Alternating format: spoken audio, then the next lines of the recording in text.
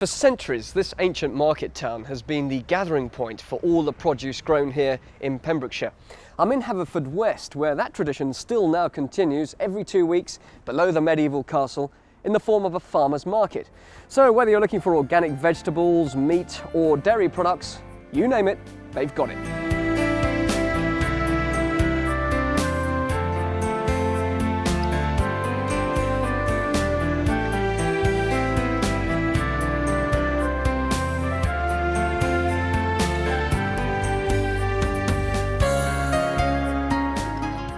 Well, I managed to track down Kate Morgan, who's responsible for the development of food here in Pembrokeshire. Kate, although this is a market town, the idea of a farmer's market actually is quite a recent one, isn't it? Oh, it is. In fact, you're here on our first anniversary. It started in July last year, and it's grown in popularity from once a month to actually twice a month. This is a good part of Wales where there's a lot produced in the rural areas. Yes, it's a great advantage. Pembrokeshire's got such a mixed farming, agricultural background anyway. We have a huge variety of products to come to the market, and I think that really builds on its popularity, really. Sure, and it's also good to see a lot of homemade products with no preservatives, additives, nothing which has been made in factories. That's right. Everybody who's here, they have to make and produce their own product and sell it. You cannot buy in anything. So you've got the advantage of actually speaking to the producer as well if you're a customer and finding out exactly how it was made. How busy is it getting these days? I mean, there's a lot of people here today, for example. Yeah, very busy, very popular, and I think a lot of people make it a real social occasion as well. It's a lovely way to shop. And what sort of products are we looking at now? Oh golly, we've got everything from about 4 or 5 different cheeses, fish, ostrich, bread, jams. You'll have to go and sample it. Well, there we go. We've got some David honey? David honey. David honey. Yes. Why is it called that? It's from the 3 old counties of David, which was Carmarthenshire, Pembrokeshire and Ceredigion. They've now gone back to the 3, but it was originally pre-Norman times. Right, but you call it that because you have hives all over that region then? Yes, we do, yes. And what honey have we got here? This one is a a summer honey. Yeah. It's clover and bramble, mostly. Can I taste some? Of course you can, yes. Beautifully clear, isn't it?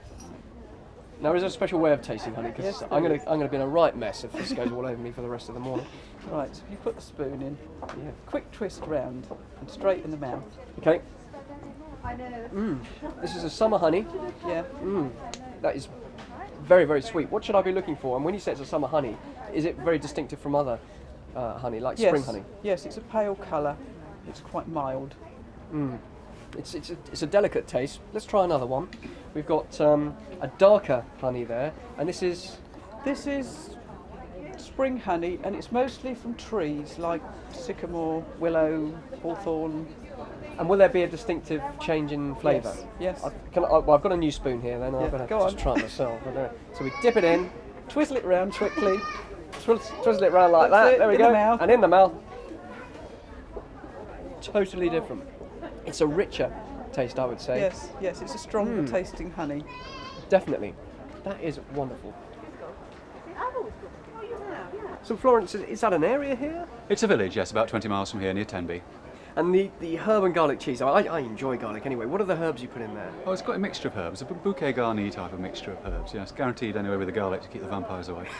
Is this one of your specialities? It is, yes. We're finding that people are prepared to try more different types of cheese, getting a bit more adventurous, if you like. So we do quite a wide range with different things in, like herbs, garlic, and also goat's milk and blue cheeses and so on. So, yes. So it's quite a little industry you've got. It is, yes. Is it competitive though? I mean, a lot of people are producing cheese in this area. It depends what you mean by competitive. In terms of flavour and so on, we think extremely competitive, yes. But of course you've got to remember all these cheeses are handmade and it takes a lot of time and so on. But, you know, if you want the quality, then obviously you've got to pay for it. Certainly got it here. I like garlic anyway, but the herbs, they come through beautifully. Yes. And it's not a soft cheese, but it's not a hard cheese either, if you see what I mean. It's That's just right. in between. Just right, yes. Just perfect. All we need now is the bottle of red wine, isn't it? Oh, what a good idea. Thank you very much. I've got a bit of a sweet tooth, and I've got a savoury tooth as well. So what do you recommend for a sweet tooth to start with? The cherry berry. Cherry berry, so I can use a spoon here. And take a biscuit and then it's easy enough. Is this biscuit easy? Just put Yeah, it on the just biscuit? dole it on the biscuit. Okay, so Plenty this is a of it. cherry berry. Berry. What do we mean by cherry berry? Either got a cherry jam or, what's Well, a cherry? it's got strawberries, I see. raspberry and cherries in it. Oh, or right. you can have gooseberries. Anything that's got berry on the end of the name. Taste of strawberry in it. And then it's got all the other mixed fruits in there as well. And the cherry too, that is quite significant. It's quite a taste. sweet one though. That's coming through, lovely. Stick Now, it in the jar. put that in there. What else have we got? I do like lemon curd. Lemon curd, all right then. I do like lemon curd, and I spotted some of that a bit earlier, and it's one of my favourites. Yeah. Is that easy to make, lemon curd? Yes, but you just have to watch it and keep stirring. And You have to do you have a secret recipe for this? No. You don't? No. Well, let's try it. I'm sure this is no ordinary lemon curd if it's done by Miranda. You see, that is not too sweet. You've got the real lemony flavour.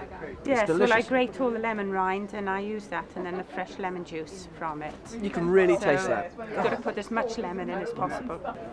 And here are some traditional Welsh cakes and of course a handmade cake stall. Oh, I like these sort of stalls. Hello, what's your name? Melanie. Melanie, what have you got on offer here then? We've got traditional Barberry, Welsh cakes, cherry cake, black sticky gingerbread, moist fruit cake and fruit cake, and homemade scones are made this morning. Oh, all fresh. Now you Yes. mentioned Barberry. What's is that? That's a Barberry, That's is a it? Barberry, yes. What is that? It's a Welsh delicacy, this one. Very nice, toasted with cheese, buttered, made into bread and butter pudding, anything. Very versatile. Do you mind if I can I? Yeah, I'll have to try on that. Now it's actually called Barberry. Barberry, yeah. And this is a Sort of traditional speckled bread. speckled bread, but it looks more like a cake to me. But I suppose actually you could almost liken it to a malt loaf, you know, Yes, the traditional a malt malt loaf. loaf, yes. Probably better with some butter on, but it is nice and Well, it's not too dry at all, isn't it? You've got lots of fruit in it, there's only made sweetness in it. yesterday. Just yesterday, really? Yes. So if you want to experience the real taste of Wales, then the Farmers Market here at Haverfordwest is the place to come. You know what? I'm feeling a bit peckish again.